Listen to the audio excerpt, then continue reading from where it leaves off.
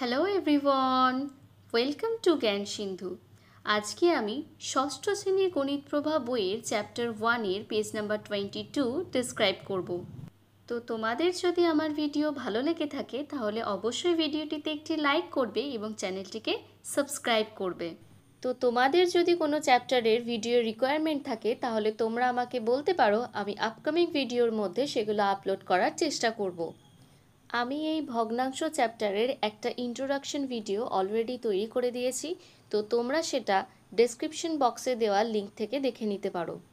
সেখানে ভগ্নাংশের অনেক খুঁটিনাটি জিনিস আমি আলোচনা করে দিয়েছি। তো চলো আর দেরি না করে এবার ভিডিওটা শুরু করি। তো দেখো, আগের দিন আমি 21 নম্বর পেজটা ডেসক্রাইব করে দিয়েছি, তো আজকে এখান থেকে শুরু করছি। কি বলেছে দেখো, সমতুল্য ভগ্নাংশগুলির মধ্যে নতুন মজার সম্পর্ক খুঁজি। তাহলে এখানে একটা নতুন সম্পর্ক দেখতে পাবো। সমতুল্য ভগ্নাংশ কি করেছে না, প্রথম ভগ্নাংশের লবের সাথে দ্বিতীয় ভগ্নাংশের হর, মানে হচ্ছে প্রথম ভগ্নাংশের লবের সাথে দ্বিতীয় ভগ্নাংশের হর, মানে ঠিক কোনাকুনি। তাহলে 2 আর 15 গুণ করে আমরা কি উত্তর পাচ্ছি না, 15 2 30।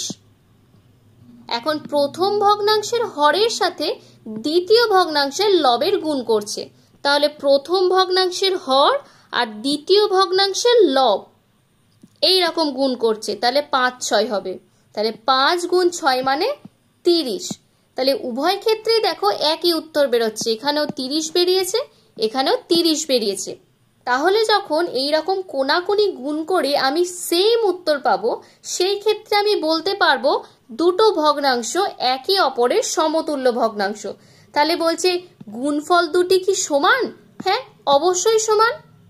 তাহলে কি বললাম, যখনই গুণফলের উত্তর সমান বেরোবে সেই ক্ষেত্রে দুটো সমতুল্য ভগ্নাংশ হবে। তাহলে পরেরটা কি বলেছে দেখিনি। পরেরটা তাহলে হবে 2 গুণ 28।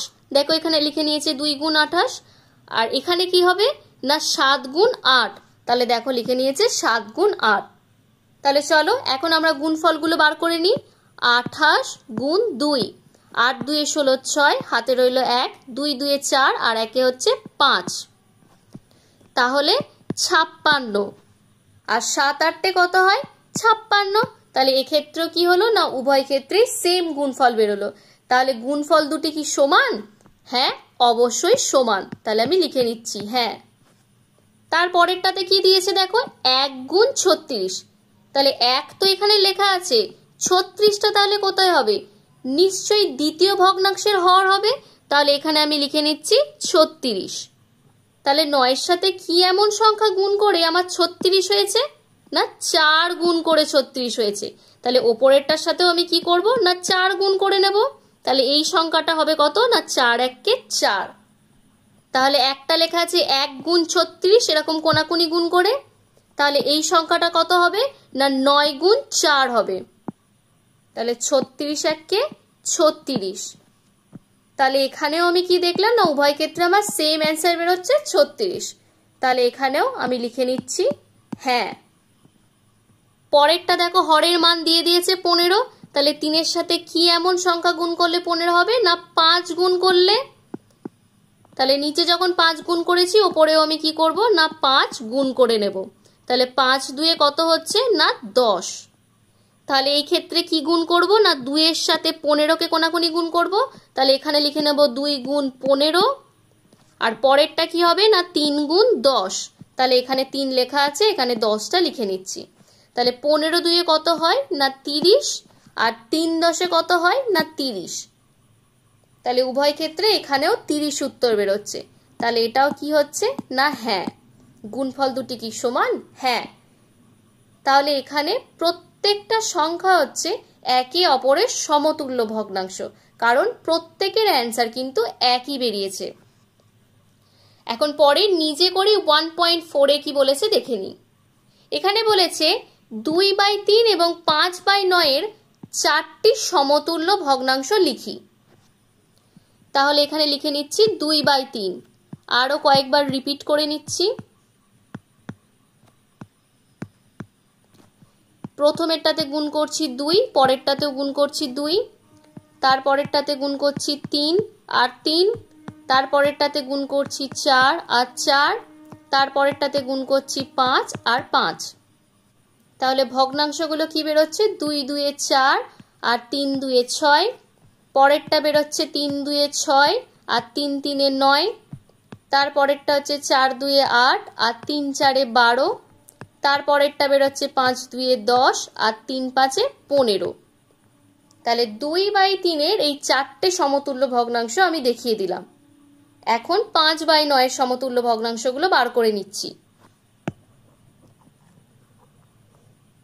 তাহলে লিখে নিচ্ছি ভগ্নাংশটা 5/9। আরো কয়েকবার রিপিট করে নিচ্ছি। সেম ভাবে ওপর নিচে আমি সেম সংখ্যা গুণ করব। এটাতে 4 গুণ করে নিচ্ছি আর এটাতে 5 গুণ করে নিচ্ছি। তাহলে প্রথমের ভগ্নাংশটা হচ্ছে 5 2 এ 10 আর 9 2 এ 18। তারপরেরটা হচ্ছে 5 3 এ 15 আর 3 9 27। তারপরেরটা হচ্ছে 5 4 এ 20 আর 4 9 36। তারপরেরটা হচ্ছে 5 5 25 আর 5 9 45। তোমরা চাইলে অন্য কোনো সংখ্যা দিয়েও গুণ করে নিতে পারো। তাহলে পরেরটা কি বলেছে দেখে নি। ভগ্নাংশের হর একই রেখে লব বাড়লে অথবা লব একই রেখে হর বাড়লে ভগ্নাংশের মানের কি পরিবর্তন হয় দেখি। তাহলে কি করেছে দেখো, এখানে 3টি সমান মাপের আয়তাকার কাগজ নিয়ে সমান 6টি ভাগ করে নিচের ভগ্নাংশ অনুযায়ী নকশা করে কি পাই দেখি। তাহলে এখানে দেখো একই সাইজের আয়তাকার কাগজ কিন্তু নিয়ে নিয়েছে এবং প্রত্যেকটাতে কিন্তু 6টা করেই ভাগ করা হয়েছে। প্রথমটাতে দেখো একটা অংশ রং করেছে তাই 1/6 অংশ, দ্বিতীয়টাতে দুটো অংশ রং করা হয়েছে তাই 2/6, তারপরেরটাতে দেখো 3টে অংশ রং করা তাই 3/6। তাহলে সব থেকে কম কোনটাতে রং করা? এইটাতে। আর তার থেকে বেশি কাতে রং করা? না এইটাতে। তারপরে কোনটাতে সব থেকে বেশি রং করা? না এইটাতে। তাহলে এখানে দেখো ভগ্নাংশগুলোকে লিখে দিয়েছে, আমাকে কি করতে হবে না ছোট থেকে বড় অথবা বড় থেকে ছোট হিসাবে সাজাতে হবে। তাহলে প্রথমে যে ভগ্নাংশটা দিয়েছে সেটা কিন্তু সব থেকে ছোট, তাই আমি এই সাইনটাকে ইউজ করব। এটাকে বলা হয় লেস দেন সাইন। তারপরে এইটাকে ইউজ করব, কারণ এই ভগ্নাংশটার থেকে এই ভগ্নাংশটা একটু বড় আর এই ভগ্নাংশটার থেকে কিন্তু এই ভগ্নাংশটা আর একটু বড়। তাহলে কি দেখছি না দেখছি ধনাত্মক ভগ্নাংশের হর নির্দিষ্ট রেখে, মানে প্রত্যেক জনার হর কিন্তু রয়েছে 6, তাই বলেছে হর নির্দিষ্ট রেখে লব বাড়লে, লব কি হয়েছে না বেড়েছে, 1 হয়েছে, তারপরেরটাই 2 হয়েছে, তারপরেরটাই 3 হয়েছে। তাহলে লব বাড়লে ভগ্নাংশের মান কিন্তু বাড়ে। সেই রকমই একটা নিচেতে এক্সাম্পল দিয়েছে। এটাতে কি দিয়েছে একটু দেখে নিই। এটাতে দিয়েছে অন্য 3টি একই মাপের আয়তাকার কাগজ নিয়ে সমান কতগুলি ভাগ করে নিচের ভগ্নাংশ অনুযায়ী নকশা করে কি পাই দেখি। তাহলে এখানেও কিন্তু সাইজটা সেমই নিয়ে নিয়েছে,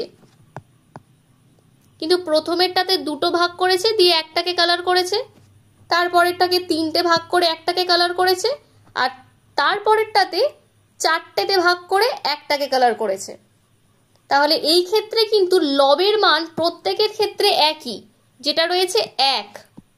দেখো কিন্তু হরের মানগুলো দেখো যত বাড়িয়েছে, প্রথমেরটা 2, তারপরেরটা 3, তারপরেরটা 4, যত বাড়িয়েছে ছবিতে রং করার পোর্শন কিন্তু তত কমতে শুরু করেছে। প্রথমেরটাই এতটা রং করা ছিল, তারপরেরটা দেখো একটু কম হয়ে গেছে, তারপরেরটাতে কিন্তু আরো কম হয়ে গেছে। তাহলে যখন লবের মানগুলো সমান থাকবে, সেই ক্ষেত্রে যদি দেখো হরের মানগুলো বাড়ছে, তখন তোমরা বুঝতে পারবে সেই ভগ্নাংশটা কিন্তু সব থেকে ছোট। মানে 1 2-তে 2 সব থেকে ছোট সংখ্যা, আর 1 4-তে 4 সব থেকে বড় সংখ্যা, কিন্তু 1 4 এখানে হচ্ছে সব থেকে ছোট।